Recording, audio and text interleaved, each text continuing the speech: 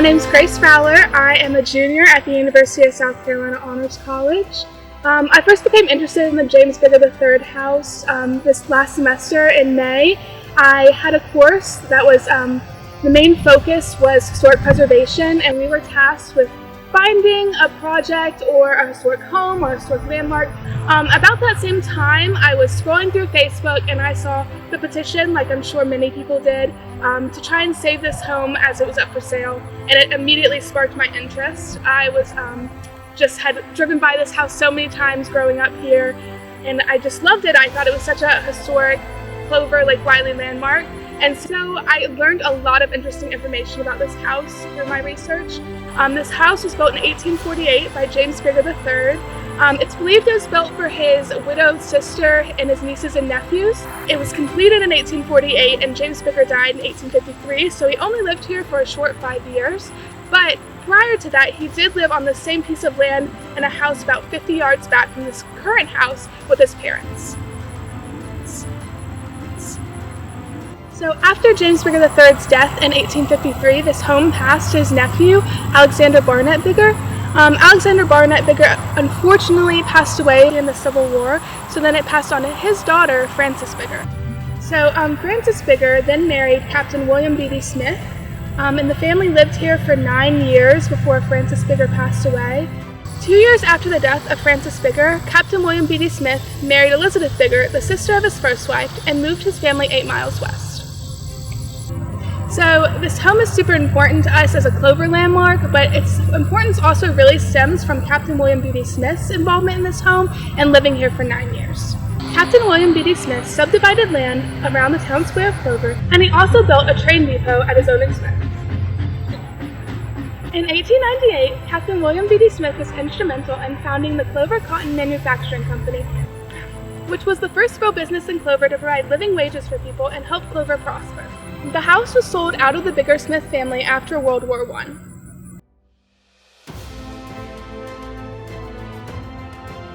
Hey there, I'm Kim Traynor, and I have lived at 5277 Robert Allen Circle, which then became known as 233 Catamount Drive for the last 12 years.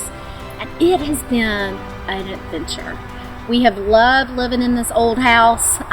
When the owners of this house rented it to us, they said it's going to take some finicky people to like this house, and they were right. The Traynors have really loved this house. We came here in 2008 from Georgia, and we came here as an adventure. We knew that we were going to have 5 children going through high school, and we just were like, you know what, we're just going to make this our home. We love history. We've always wanted to live in an old house. And so when I walked in this house, I literally just started crying. It was so well taken care of. The floors were original. The doors were original. The windows were original. Just everything about it I loved. But the thing I loved the most was this big oak pecan tree. I remember that first season, it dropped 10,000 pecans. And the reason I know that is because we told our kids, if you will go out and pick up all those pecans, we'll give you 5 cents a piece. We spent a couple $100 that season paying for all those pecans they picked up. But it was something really special because that same year, people kept dropping by here wanting to pick up the pecans. And of course, we were more than willing for them to come and share some of the bounty. Another couple of things that are really special about this house is it's really a family heirloom house. As you have heard before, James Biggers was the one who built this house. And one of the things that was special to me about learning the history is that he built this for his widowed sister that had 5 children. And who would have ever known in 2008 another woman, me, would have moved here with my 5 children. Of course, thank the Lord, I was not a widow, but all the same, there's another 5 children that grew up in this house. And this is the home that my children call home. Something else that's really special about this place is I've been asked, would I mind if weddings were here in this beautiful yard? And again, the previous owners, the Boyds, did such a wonderful job making it like a little garden. And of course, I was more than happy to have a wedding because that was something that was really special to me. So in this house, we have literally had hundreds of baby showers and wedding showers for new brides. But when we were able to have that wedding, it was just absolutely gorgeous. And they didn't have to do that much to make it gorgeous. It just was so beautiful. So in the future, I pray this spot can be secured, that this house will not be destroyed, but that it will continue to be a place that people in this community can look to for community, for being together, and just something that would preserve our history. Thank you. I'm Wanda Patterson, Holloway. And when I was a little girl growing up in Cleveland County in the 50s and 60s, my favorite Sunday road trip was to go see my Aunt Carrie and Uncle Robert at 5 Points. 5 Points. There was no Lake Wylie then. It was only called 5 Points. But my brothers and I knew that when we got here, finally, we knew there was going to be a lot of family, a lot of good food, and freedom. We could roam, we could go anywhere we wanted to over all this land. It was ours. We loved it. Now, you see Tullamore over there? That wasn't even here. That was a cow pasture. My Uncle Robert, he raised cattle. There were no businesses. There were no homes. There were no restaurants. Nothing was out here. This was country, and we were free. You know, then about 10 years ago, a friend of mine introduced me to genealogy, and my fascination with my Allen family just got bigger and bigger. I'm so fascinated by these people. And I found so many ties to this area. You know, Robert Victor Allen, who owned this house, he was my great uncle. His sister was my grandmother. And I remember them talking about growing up in Clover. There were 6 other brothers and sisters who grew up just outside of Clover. Their daddy was Laban Alexander Allen. He actually was the founder of First Baptist Church in Clover. The first service was held in 1891 at the one-room Crossroads School, which was over off of what's now Highway 55. Then we'd come on up by Bethel Presbyterian Church. I didn't know then that my great-great-granddaddy was buried there. That was Lemuel Anders, or Andrews, depending on where you look, and he fought in the war between states.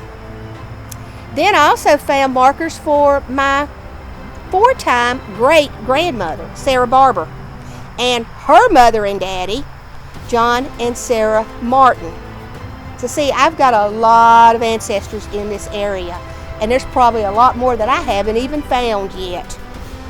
You know, I ride around this area a lot. I live in Gaston County, North Carolina now, but I come this way a lot. And whenever I do, I feel good when I ride around Clover and the Bethel community and here at 5 Points. It just feels good, and now I know why. Because when I come this way, I'm coming home. This is where my family's history is and my roots.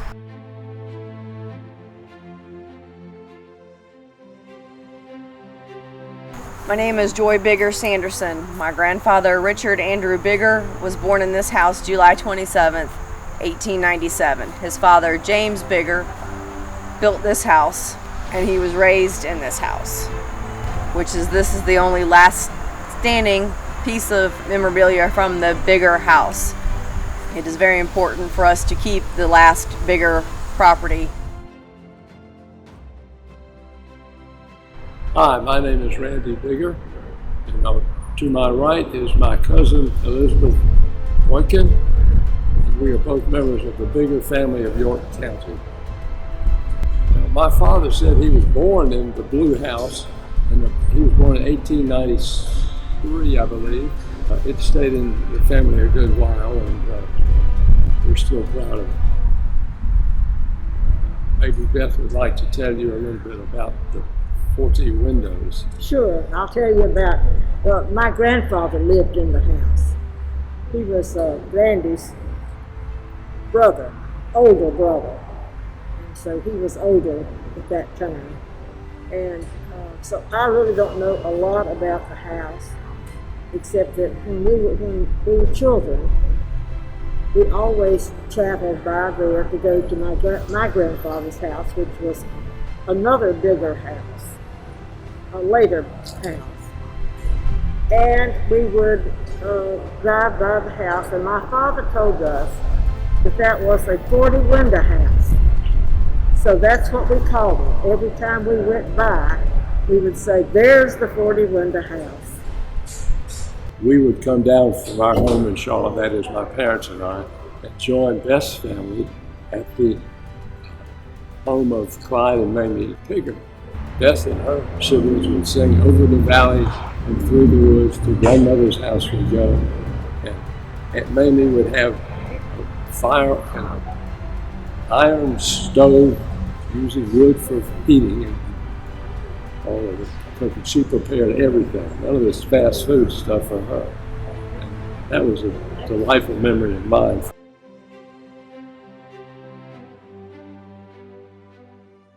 So, what are we going to do? How are we going to come together and save this house?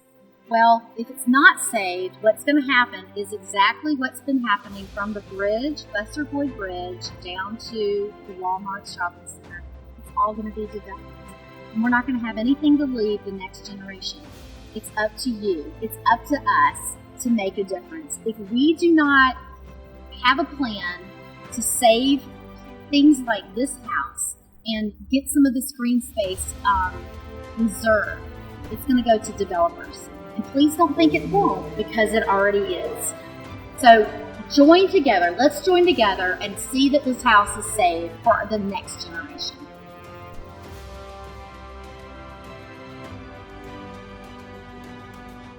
In June of 2020, the James Bigger III home was sold and is slated for demolition to make way for commercial development. Dear friends and neighbors of Bethel and Lake Wylie, you've been asking me to help you slow the growth. And today I'm asking you to help me slow the growth. We have an opportunity to check yes on the ballot on November 3rd.